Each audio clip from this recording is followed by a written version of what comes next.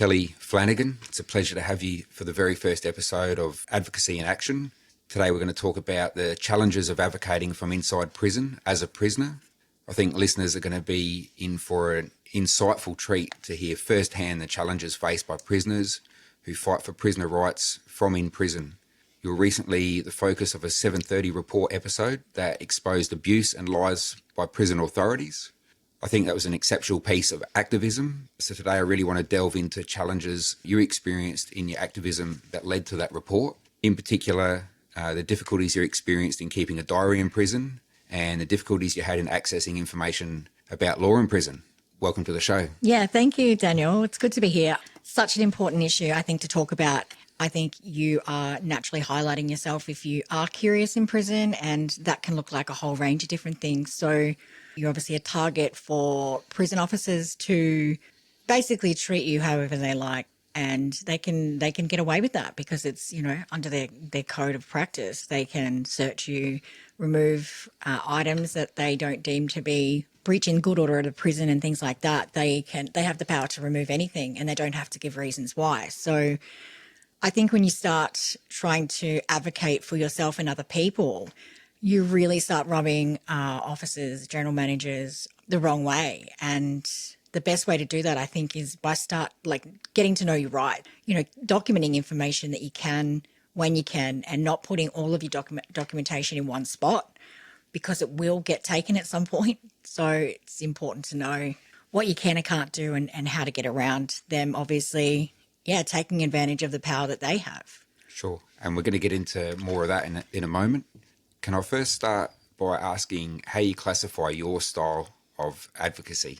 Yeah, look, my style of advocacy is obviously I'm quite fierce about, prisoner rights. People in prison are vulnerable enough, right? So it's about people in power treating people that are vulnerable and just using that space as a complete pass, just to basically treat people however they want without any consequences for it. So my style is going in, when I was in prison, I found that lots of people didn't know too much about what their rights were. So, my style is I'm obviously an abolitionist, and we're more about care and kindness and putting that love back into the community, funding our communities. And that's just kind of not happening. That's my activism. And, at the moment I'm doing some work with some MPs, some local MPs and some senators. And that's what my activism looks like. It's vast, it's fierce, I'll drag anyone along. And it's not just MPs you're dealing with some organisations and some other advocates in the community. Yeah, working with VALs at the moment as well to put together some real solid documentation around basically prisons breaching their power and breaching our human rights. So it's going to be really interesting moving forward, I think, like the stuff that we come up with. And there's just a lot there, and it's really hurting our women. It just needs to be talked about, I think, right? So the more we don't talk about it, the more we push it under the rug, the more women that, suffer. I come from South Australia, and there we do not have the level of support that you guys appear to have here in Victoria. I'm really impressed by what's going on in Victoria at the moment and what I see when I come over here. Yeah, there's a really, really fierce group. I think we come from a place, I guess, of love, right? Like there's so many of us in different roles or like I was saying, the MPs, and then you've got us like freshly out of prison, and we're experiencing it firsthand. And it's really hard to argue with someone who comes out and goes, you know what? I literally watch someone almost die. Why aren't you helping them? And it's like these people are starting to listen. I guess our job as lived experience advocates is to really make sure we can make as much noise as possible and not breach our parole. And obviously that's a fine line, I think that's what makes your advocacy so much more impressive, is that you're on parole, you're subject to the full scrutiny and surveillance and control, and you've got that risk of going back to prison. Yeah, absolutely. So to be out and loud, it's staunch. Yeah, thank you. I appreciate that. I've never shied away from a bit of a risk or a bit of a fight. And, at the end of the day, what I'm doing, I'm not doing it to try and hurt anybody. I'm not doing it for my own self-gain, right? It's like I'm doing it because I'm so sick of seeing women go into prison and come out much, much worse than when they went in. And it's like you can't say that the prison system is helping or reforming and all that. It's just not, it's not working that way. There's no supports in there. There is no drug supports. There's no housing. And women are so depressed because of lockdowns and things that like it's easier for them to want to just to kill themselves rather than to like go on another day. So it's like coming out and being fierce on parole for me, it's not probably, I don't see it as serious as probably everyone else is. It's just kind of me going, I'm just not going to stand for this shit any longer. Like I physically can't, like I can't. When I got out, I literally could not sleep because I was constantly thinking about like I'm out. I think they call it like survivor's guilt or something, like when you get out, and it was all I could think about was them still in there and yeah, just not being able to get out and talk to each other and so that really just bothered me. So that's when it all started. It's selfless advocacy, I think. And I guess this leads into the next question. Your path to abolition started in prison for some of the reasons you've just explained. Can you explain how that came about, why it came about, and when this move to abolition and activism came about? So I think in prison, when we started getting we got a new general manager, Anne Morgan, she has come from another prison in Queensland, which she clearly was queen of and got a lot of the rules pushed through that she wanted. She's come to Victoria and is trying to do the similar sort of things here. And like you said, we have a really fierce advocate space here and we're just not having it. We're not having it at all. So when I was in prison and this stuff was kind of happening, you know, we have emotions, we have feelings. You know if something's not right. You know if people are breaching their power and stuff like that, especially if you've been around in the crim world for a bit, you kind of get the gist of it pretty quick.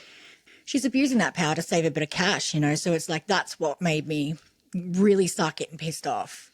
You can't come in and start putting money before women, and that's what she's done. So it was that on top of like a couple of other things that she's tried to do. She tried to stop pen pal mail. She gaslights people. She tells you, you know, and that's the stuff I was like, you know what, this can't be the right way. It just can't be. Because we went from, a fully operational prison to being locked down probably 5 days a week and rolling lockdown, so not being allowed out for days on end. There's been this whole discussion online I've noticed after the 7:30 report about people going, oh, there's no way that they didn't get food and there's like, this didn't happen. It's interesting because people actually believe that that's not possible, like in our day and age, but it's like it's happening. And you say that to someone and they're just like, they look at you like you're not being honest, but it's happening. And this is crazy because it's Australia, right? Like how do you justify that in a country that we live in today? So that's where all of my abolition and, it all stemmed from simply people abusing their power and, lying to the community and saying that's not happening. That was my experience in prison as well, that Yeah. the worst part about my imprisonment was the administration of the prison itself. Yeah. Not other prisoners, not fear of getting, abashed or assaulted. No.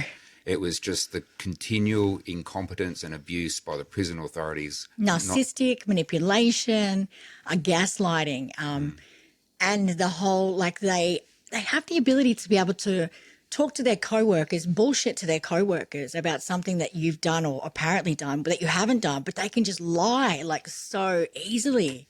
Frustrating. We're actually in a vulnerable position, and that is what makes us vulnerable, is they have access to the systems and the processes. Right. And they control the information that goes in those processes. Yep. And there is really no levels of accountability if they want to make something up or if they want to misrepresent a situation where they leave the things that would have supported you out of that report and only include the things that go against you. Yeah, absolutely. And that's, there's been occasions where I've experienced that as well. Like there's been times where reports have been written and the officers involved, like in front of everybody, right? Because the officers' post is open so you can see them. And it's like they've copied each other's reports. They're exactly the same. That was reported to the general manager, Anne Morgan, and basically come back with a letter saying, we've checked footage and that just didn't happen. And you're just like, what? Like I literally watched it happen. So it's like that kind of stuff is just, and that's really something that, that's something small. This goes on in all prisons around Australia, I would say. So we had an unusual event in South Australia where the Independent Commissioner Against Corruption actually conducted an investigation into the policies and procedures of the Department of Correctional Services. And what they did is they gave employees an opportunity to speak anonymously to the ICAC. And what was revealed from that was what they called the blue shirt code. Oh, okay. I think I've heard a little bit about this, but yeah, what's it saying about the blue shirt code? So the blue shirt code is a culture within the prison, an unofficial policy which officers reported was being trained to them during training, where officers are expected to cover up for other officers' wrongdoing against prisoners. And they're training them to do this. They were delivering this in the training seminars, which it was exposed by this investigation by the commissioner. You think exposing it would actually stop it from happening? Have you found that it stopped happening? Hasn't stopped it from happening. The people responsible for this was middle and higher level management. Okay. So what they're doing is they have their little cohort, their little bully group, and anyone that doesn't toe the line gets bullied out of their position at correction. So any new officer that comes in wanting to make some sort of changes or some good, they want to do good in corrections, they're getting bullied out. They're getting rejected for overtime. They're getting rejected for promotions within the department. The standard kind of behaviour that if you don't conform to blue shirt code, you're out. And I think that's important too, is that there is, I guess, people going in or new recruits going in that do feel like they really want to make a change. And it's like they get to the training, obviously, and then they see that kind of stuff is happening and they're like, hang on, what did I sign up for? Yeah, and it's either you do it or you don't have a job, right?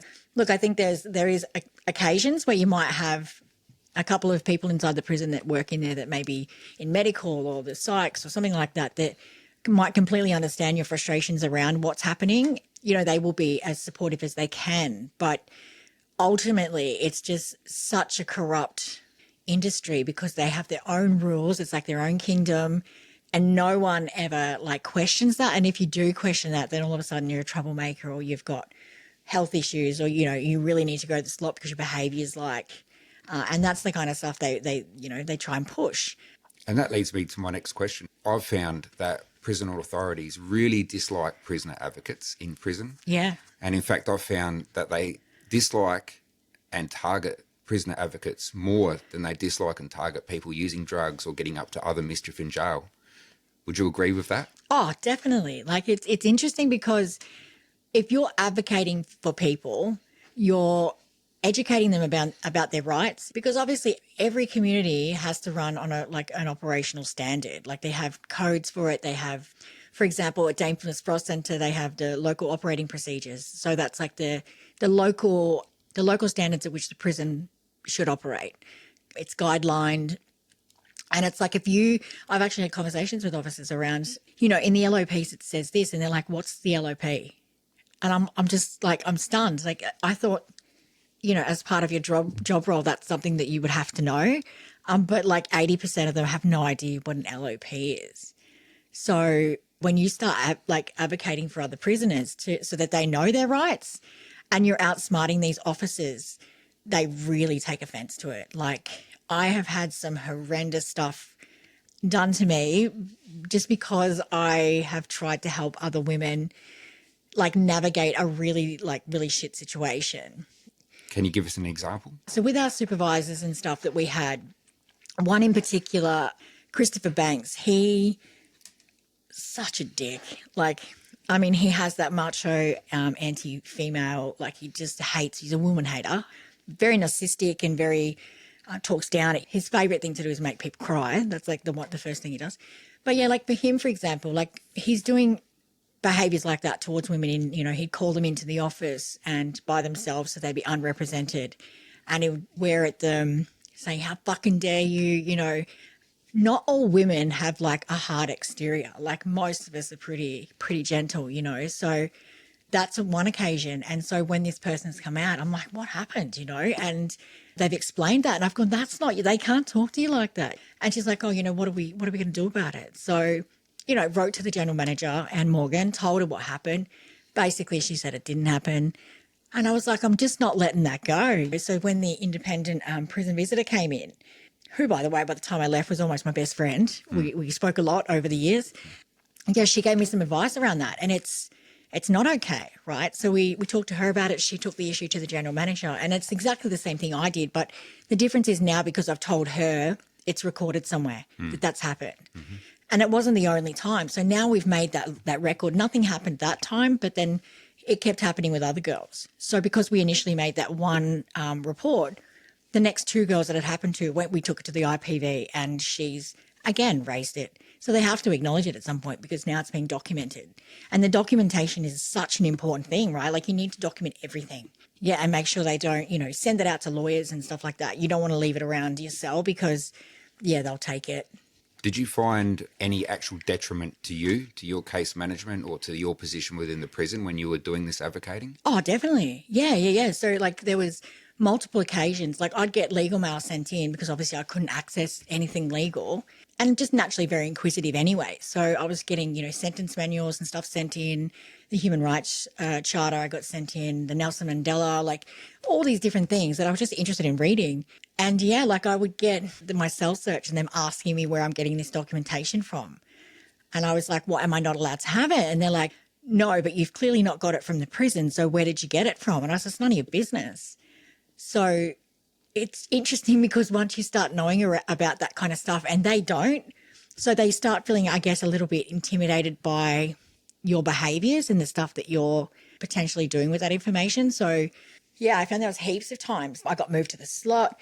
I got governor's court for having documentation. There was two actually. One was in regards to having unauthorised documentation. So that was a Gov's hearing, which I got a $50 fine for. That document was lockdown information. So I had a diary of lockdowns for over a year's worth. And they managed to get their hands on 3 months worth of them and then charged me with having an unauthorised document. And I was just like, it's my document. It's my diary that I've kept, so. I was going to say, how do they define an unauthorised document? Well, I guess because I'm keeping records of a prison and some of the movements inside that prison, they're trying to put it across okay, you're clearly gathering this information to use against the prison, which could potentially cause disruption to be honest, they can say anything's troublesome for good order of the prison. There's no definition around what that actually means. So it's it could be a range of stuff, but an unauthorised document is pretty much anything they don't want you to have. Anything they don't approve of Exactly. suddenly becomes an unauthorised document. Absolutely. And it actually says that on the incident report that I've got printed. And that, again, was Supervisor Banks. That's one of my punishments for helping other people. I got an unauthorised document incident with a Gov court. And it's you can keep doing this stuff because I've got all the documents to prove this stuff. He's the one that looks like a dick, not me. I mean, I had the same issue, Kelly. Advocating from in prison, I was constantly subjected to threats from senior managers within the prison. Yeah. Moved from one prison to another prison, banned from computers within the prison. Yeah. It was a constant action by middle management to prevent me and to hinder me from helping people. Yeah. And then even to the point of threats. So I had one manager, this manager, Bernard Gelston, Yep. took me aside in a room. So I'm in a vulnerable position where he could say anything about me he wanted. And he literally told me to my face he was going to do everything in his power to make sure I didn't get my parole when that came time around. Yeah. And that he would also try and have me put on an extended supervision order. That's crazy. This was purely because of my advocacy work, helping people understand their rights in jail. Yeah, look, I really want to emphasise that's really normal behaviour for officers and middle management, right? That's really normal behaviour. If you're seen to be disrupting the order of things in any way possible, you become public enemy number one in there, right? They will do everything they can to make your time as hard as they can. And that's the thing, when you get into a space with them and you're alone and you have no support person with you, they can say whatever they want. And I also got to that point where I was like, you know what? No fucking way I'm getting in a room with any of you people unless I've got a support person. Obviously, being Indigenous, I had access to an AWO sometimes. And then our AWO started suffering with Alzheimer's. So they were taking advantage of her and, she'd come to sit in and represent.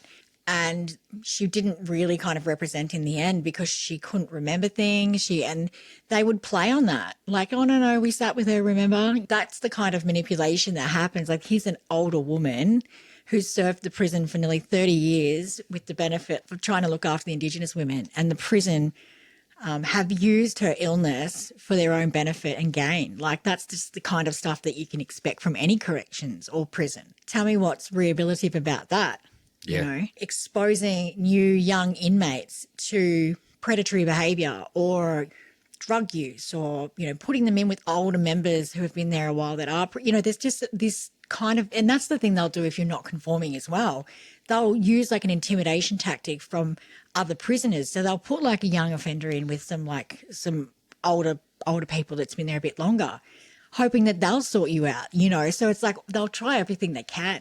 Yeah. When I had these threats from this particular manager, I then made a complaint and said, I don't want to be alone in a room with this manager anymore. I don't want to be brought to a meeting with him. I want a social worker present.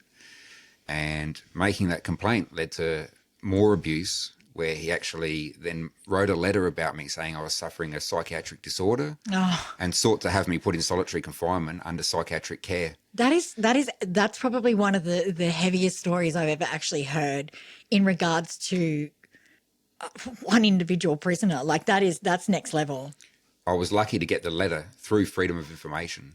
When that letter that he'd wrote, email letter, had been released to me under Freedom of Information, he retired the same week.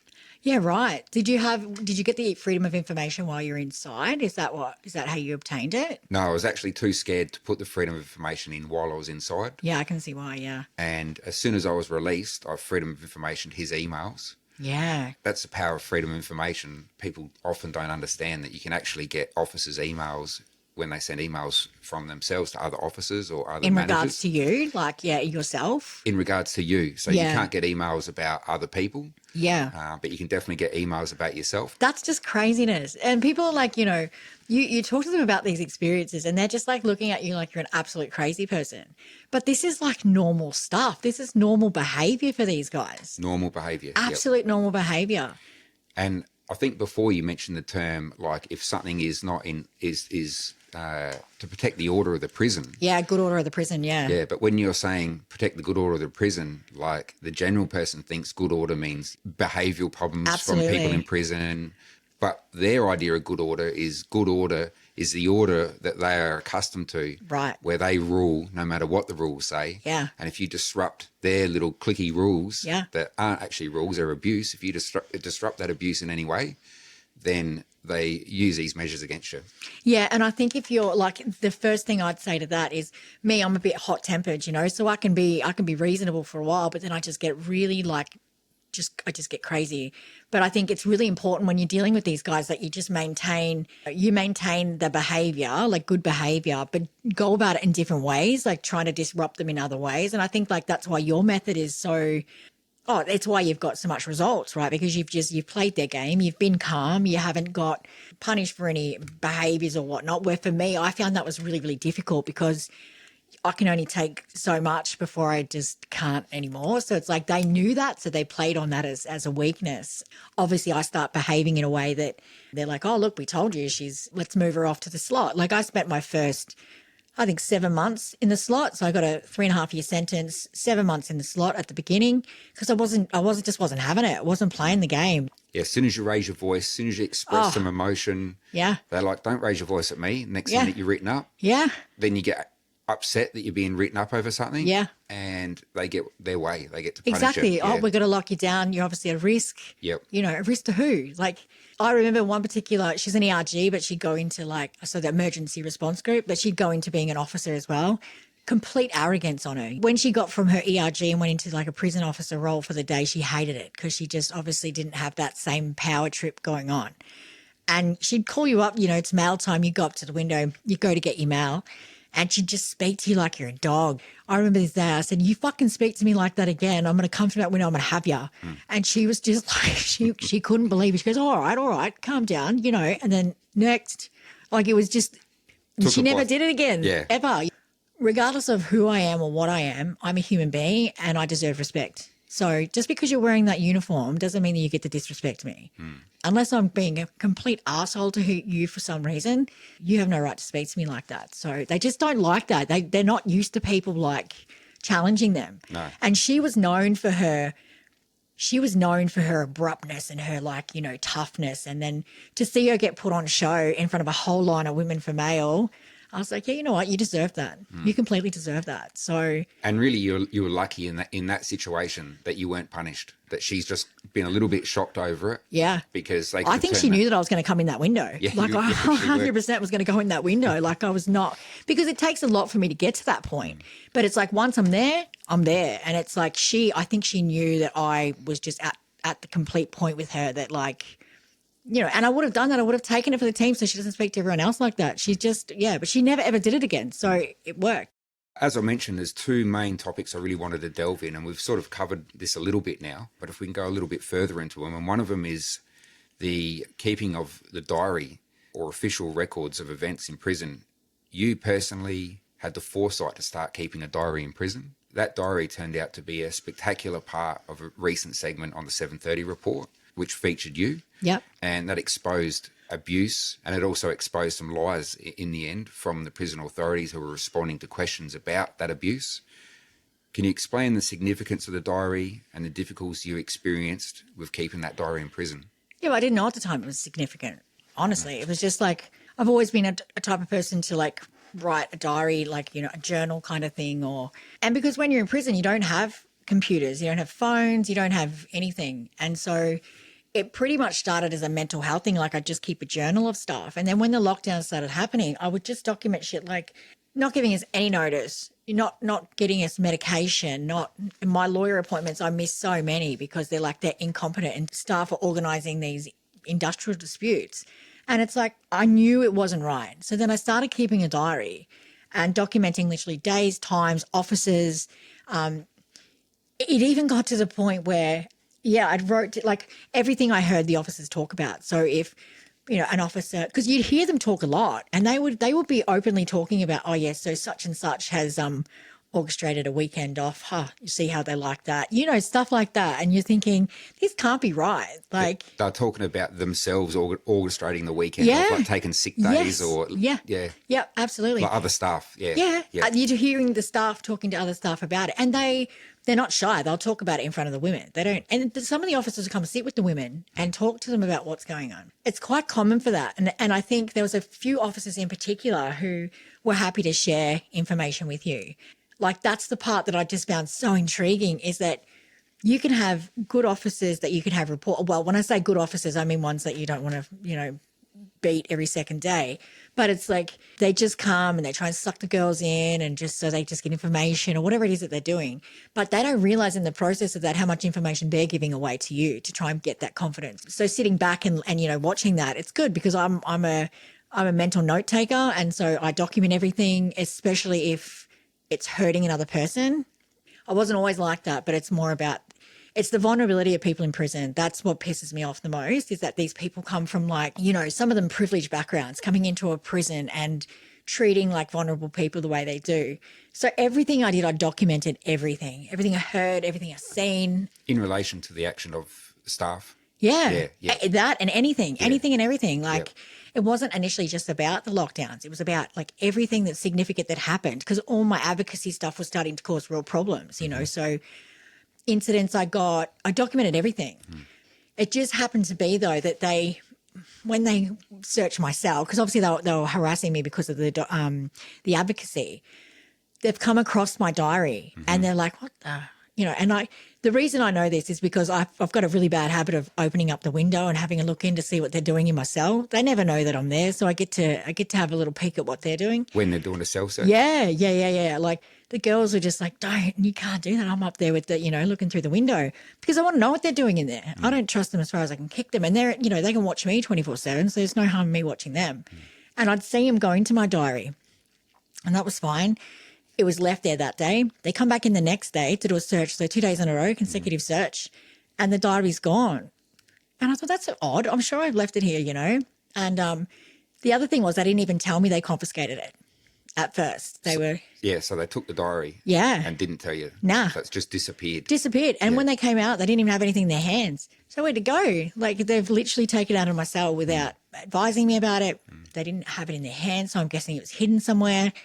Anyone that's looking at that situation is going, that's not a right situation. You know what I mean? If this is like unauthorized documentation, why are they hiding it somewhere on their body to get it from my cell to somewhere else. Did you end up speaking to them about the disappearance of the diary? Yeah, I did. Yeah, absolutely. Don't know anything about it. Oh, so it just disappeared. Just disappeared. Gone. Yeah, Yep, disappeared. Yep. Wasn't until a little bit later when I got the AWO to come up. Oh, this whole other story was conducted. Oh, you must have just misseen them. They obviously had it. And I was like, well, why didn't they tell me that they had it? Oh, it's like an open investigation at that point. We needed to see what information you had without alarming.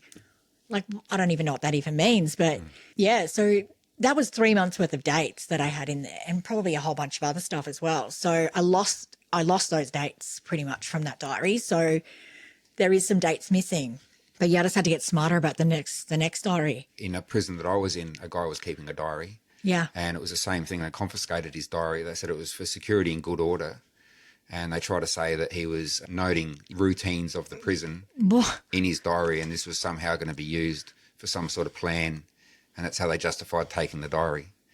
And then myself, when I sought to get my own diary in prison, it was a major issue to try and get a diary. Like, they wouldn't facilitate or assist me getting a diary.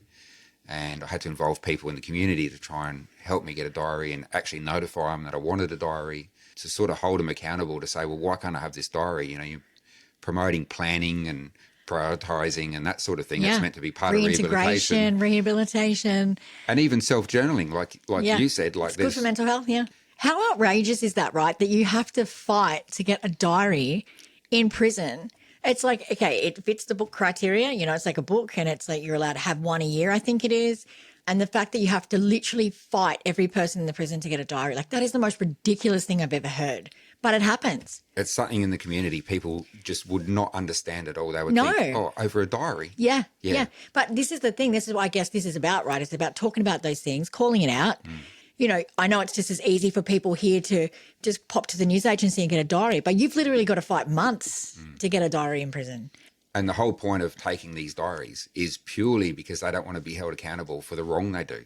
Exactly. Yeah. Because if you're already quite boisterous about, like, the advocacy that you're doing around, helping other people or yourself, and I was always very vocal about what I was doing, So, and in my notes, I've got officers' names. So I can imagine how horrified they would have been when they found the first diary and there's all these names in there.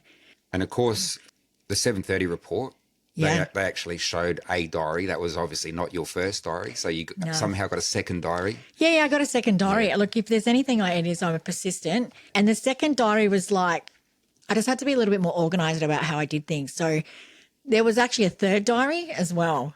I had like a decoy diary after the first one was taken. So, okay. I'd explain this, yeah. Yeah, so decoy diary. So basically because with the first one, I wasn't doing anything wrong, right? So it's just open on my desk and, I'd have all the stuff written on it. And so anyone that walked in could see that there was a diary with lockdown dates, whatever. Mm-hmm.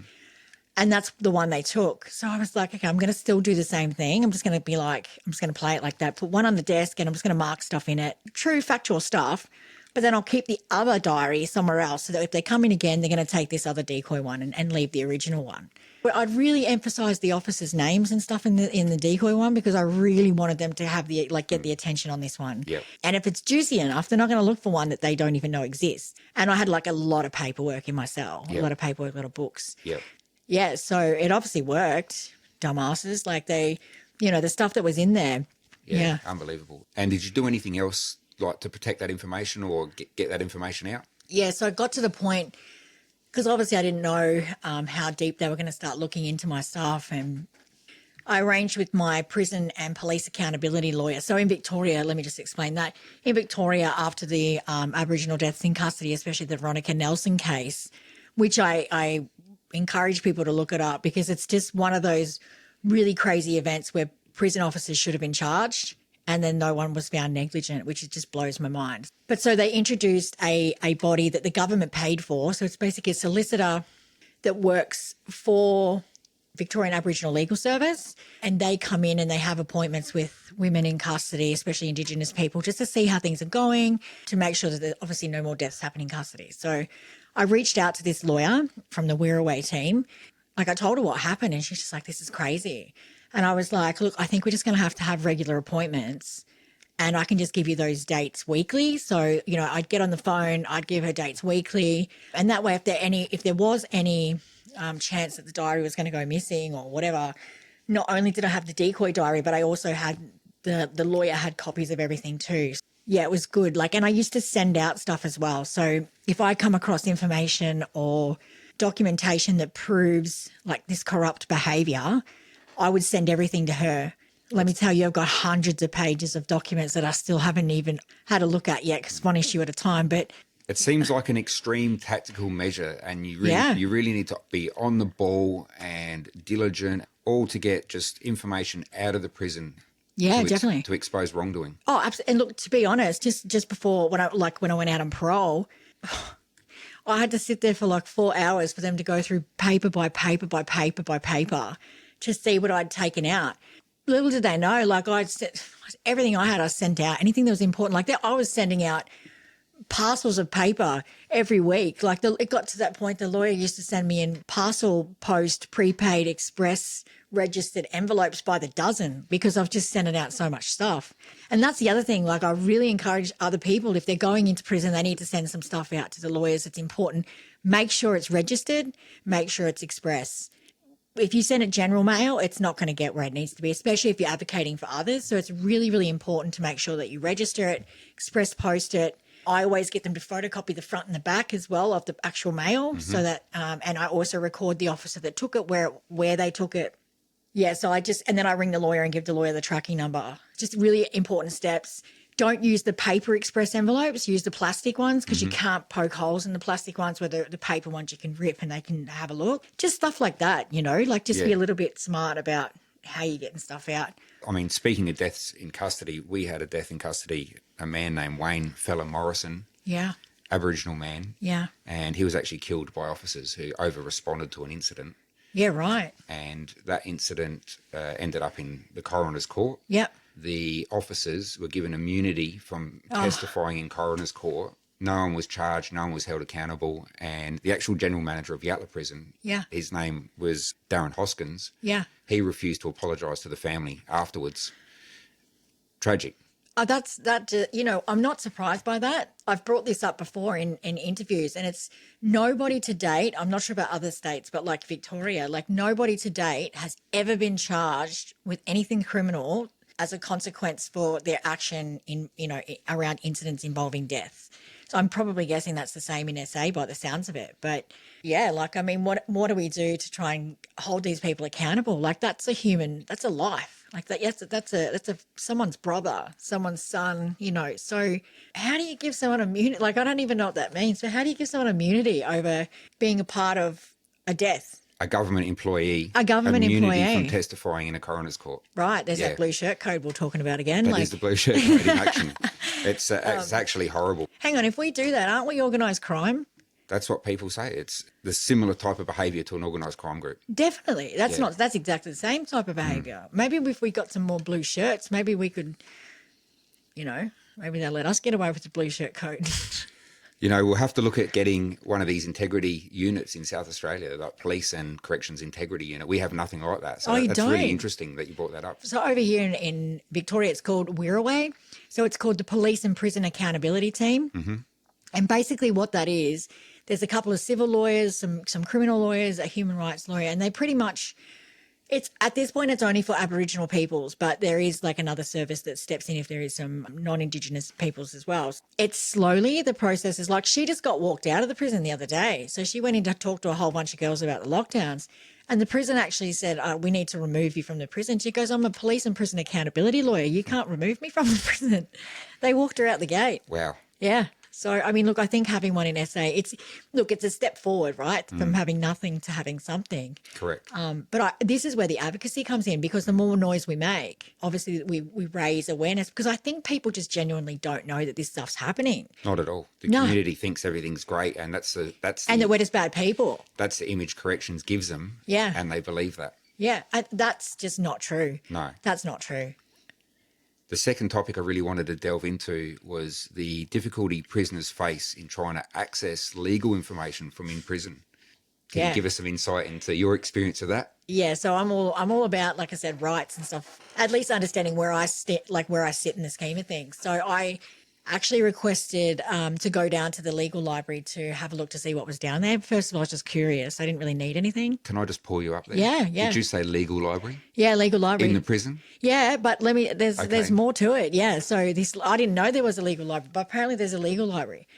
So I had to book an appointment. It took them like 3 weeks to get me down there, and I only had 15 minutes. That was my allocated time. Wow. 15 minutes For legal research. for legal research. Yeah. That's not even the best part. I go in there. The books that are on the shelf are like family law from like 10 years ago. Mm-hmm. There may have been like a couple of brochures in there as well. Completely outdated. There was nothing. Completely irrelevant. The bookshelf was like had dust on it, and then like just a couple of books. And I was So like, it was- this can't be it. They've obviously removed all the books, but that's what it was. That's it. It was like walking into a crypt, spider webs, dust, It definitely was. door squeaking. Bats flying out. The computer that they had in there was so outdated that it just, like, you couldn't turn it on. When you did manage to turn it on, it'd go like blue screen, like it's just having a meltdown, and then just shut down. And then I asked them, I was like, how am I meant to put my USB in and have a look? And where's all the legal books? Is there not?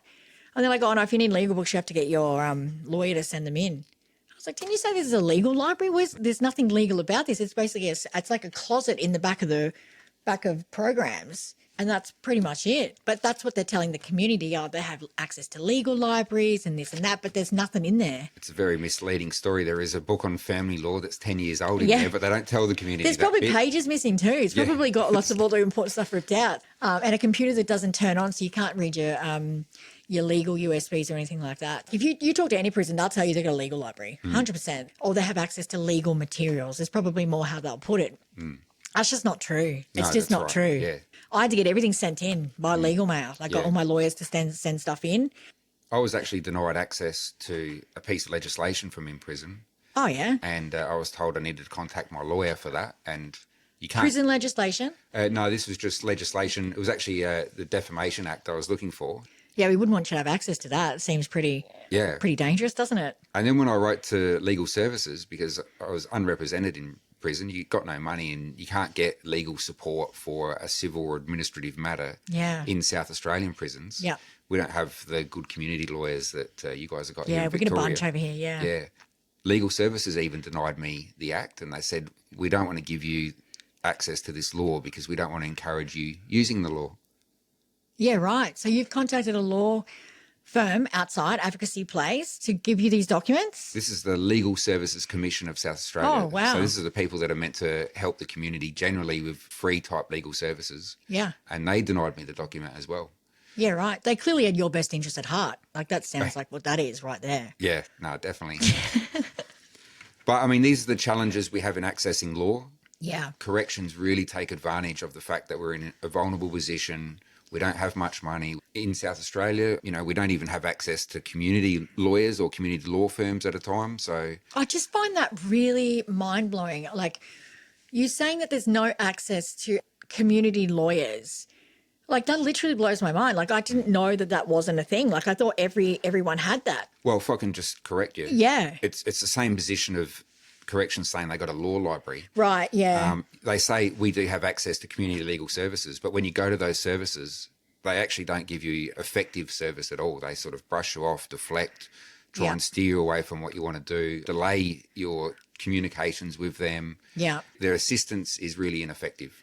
Well, I feel like if that's the case, shouldn't there be some reviewing of their funding? Because if they're not providing a service to you, then clearly they're using money that, for a service that they're not providing. That's another thing that really, really annoys me is these services take this money, this government money, and they're meant to provide a service and they don't. We're already not getting enough money put back into our communities for care and helping out others and rather than punishment.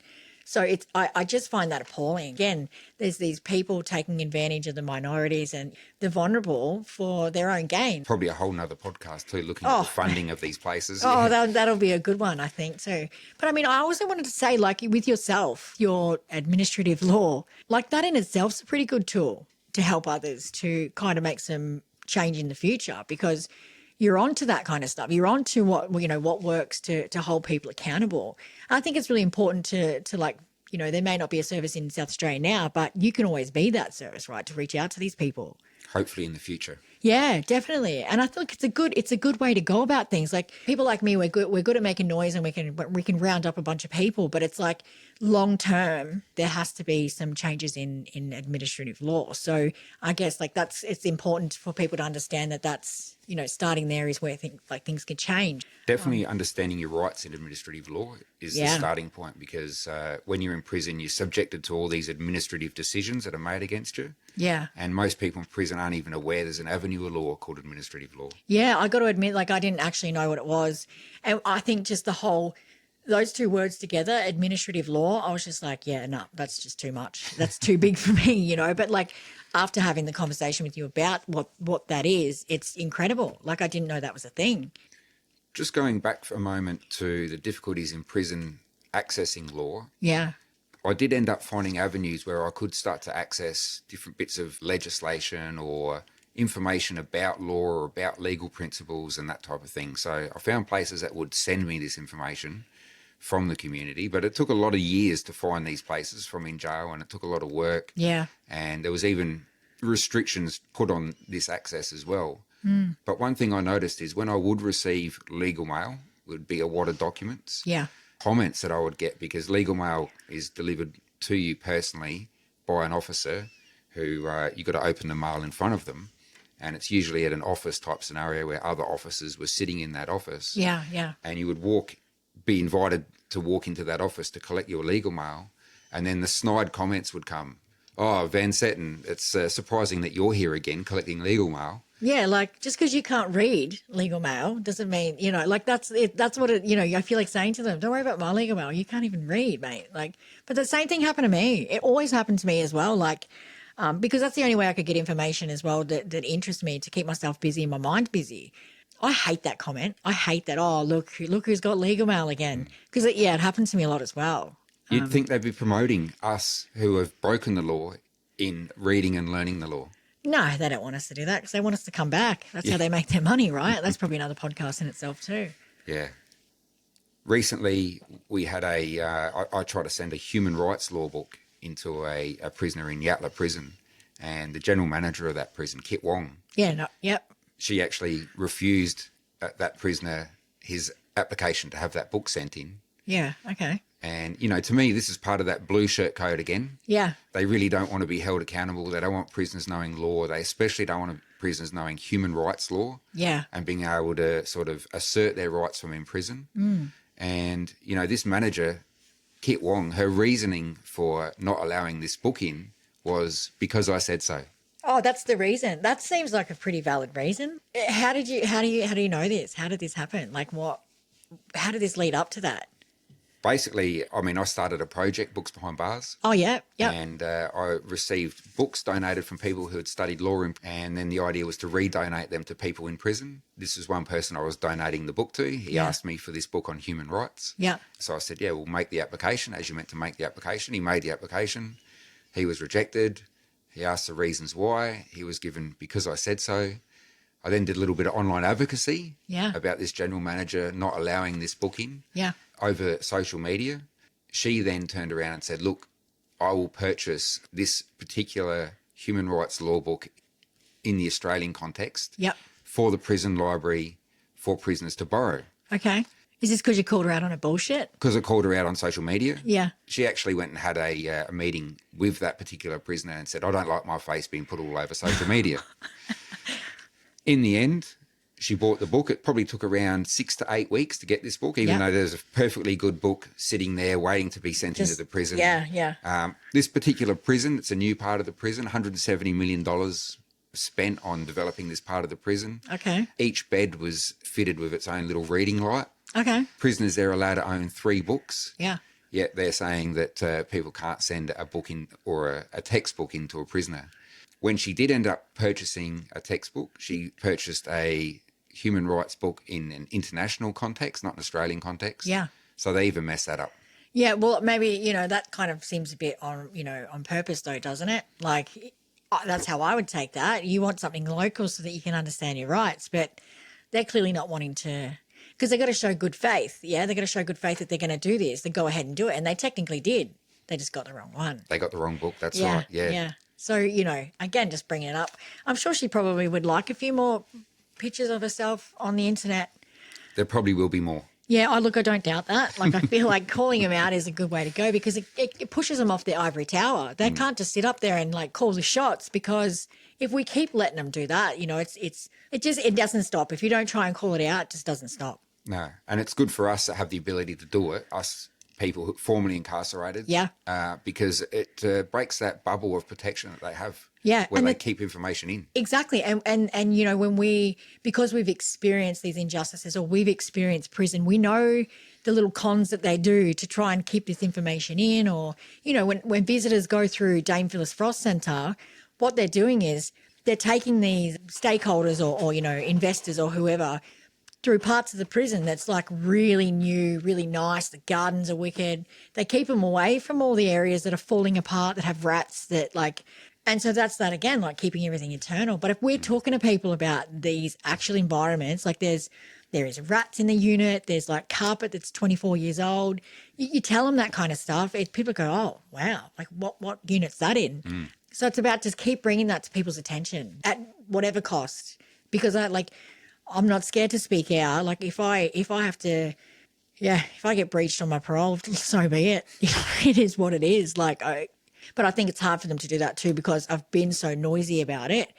I'm a bit too I don't think they could touch me at this point, because it's like I've been so noisy. Everybody knows what's going on now, and if they did try to pull that, it looks exactly what it is. The attention to be on them. Yeah, exactly. Yeah. Look, you've obviously been through quite a journey, and this journey hasn't ended yet, I don't think. Far from it. What advice would you have from what you've learnt through those experiences of advocating in prison? What advice would you have for others that are thinking of advocating or are advocating from inside prison at the moment? Yeah, I think it's really important to know your rights. Don't take no for an answer, right? If they're not giving you something, or they're not giving you access to something, find another way to get it. Like you can speak to your lawyers, you can speak to other people, you can get it sent in, and be prepared. There's going to be some pushback. Like that's just going to be normal. Be patient. Because I think if you're sharing information with another vulnerable person, like I really feel like it's good work, right? So don't let them beat you down. Don't react in the way that they want you to, which is like aggressive. And because I'm a perfect example of what happens if you do that, like 7 months in the slot, like solitary confinement, because I'm not prepared to just shut up. You don't want to go about it that way. Like I feel like your story about patience and never getting in trouble because of you doing all the right things, it's like they can't argue with that. So just be patient and be passionate about what you're doing, and actually reach out. Like you will find lawyers that will help. There's plenty of advocates in Victoria. Like you may not have anything in SA or anything, but there's no reason you can't write a letter to Victoria, to one of our advocacy groups, and like we can make some noise for you. I think it's important for us to stick together and to know that like there is someone that cares. So I guess if you're experiencing like a really intensive backlash from, stuff that you're doing currently, find one of our services, reach out. Like I love a good fight. So I'm pretty eager, to help as many people as I can. So if you feel like it's a good thing and, you want to help someone else out, like there's nothing wrong with that. Don't let them tell you that there is, but just be prepared for, for what might happen. Yeah, it sounds like good advice. Kelly, it's really been an absolute pleasure speaking with you today and hearing your personal experiences. I think you're a highly inspirational abolitionist, and I have no doubt we'll continue to see some exceptional work from you, and I hope to be part of that in the future as well. Yeah, thanks, Dan. I appreciate it. Yeah, it was good chatting. Awesome. Thanks. Thanks, Daniel.